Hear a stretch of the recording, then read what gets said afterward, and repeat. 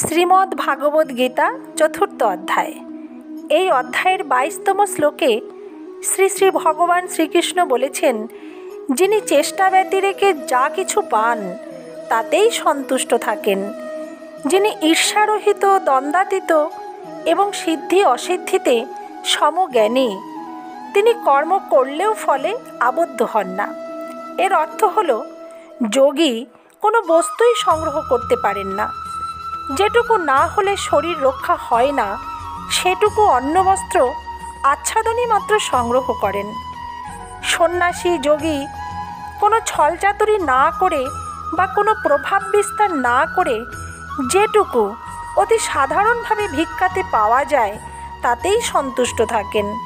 শাস্ত্রে যতটুকু নির্ধারিত আছে তার অধিক গ্রহণ করেন না, বরং তাতেই তারা আনন্দে থাকেন।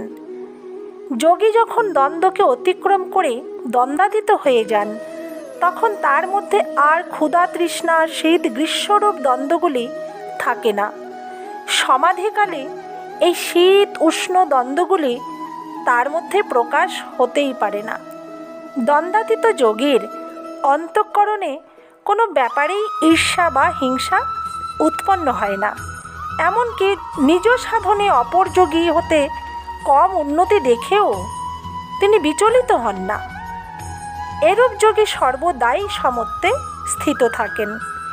এই যোগী শুধুমাত্র শরীর নির্বাহের জন্যই কর্ম করেন, তবে তাতে তিনি নিজেকে আবদ্ধ করেন না, কারণ অবিদ্যারূপ কর্তৃত্ব অভিমান তার মধ্যে নেই। ধন্যবাদ বন্ধুরা। স্বয়ং ভগবানের মুখনিসৃত এই ধর্মবাণী শ্রীমদ্ ভাগবত গীতা রূপে আত্মপ্রকাশ করে। হিন্দুদের এই পবিত্র ধর্মগ্রন্থ সকল বর্ণ, ধর্ম, আশ্রম ও সকল সম্প্রদায়ের প্রতিটি মানুষের উপযুক্ত ও গ্রহণযোগ্য এক সর্বশ্রেষ্ঠ ধর্মদর্শন যোগ। গীতা পাঠ মানব জীবনের চিত্তশুদ্ধি করায়, জ্ঞান প্রাপ্তির পথ প্রশস্ত করে, ব্রহ্মপ্রাপ্তির পথ প্রদর্শন করে। কিভাবে এই জন্ম মৃত্যু চক্ররূপ দুঃখময় সংসার হতে মুক্তিপ্রাপ্তি সম্ভব, কিভাবে শাশ্বত সুখ প্রাপ্তি সম্ভব এবং কিভাবে নিজেকে উদ্ধার করা সম্ভব, গীতা মানবকে সেই পথেরই দিশা প্রদর্শন করে। আমার বলা গীতায় উল্লেখ শ্রীকৃষ্ণের মুখনিসৃত কথাগুলো শুনতে অবশ্যই ভালো লাগবে।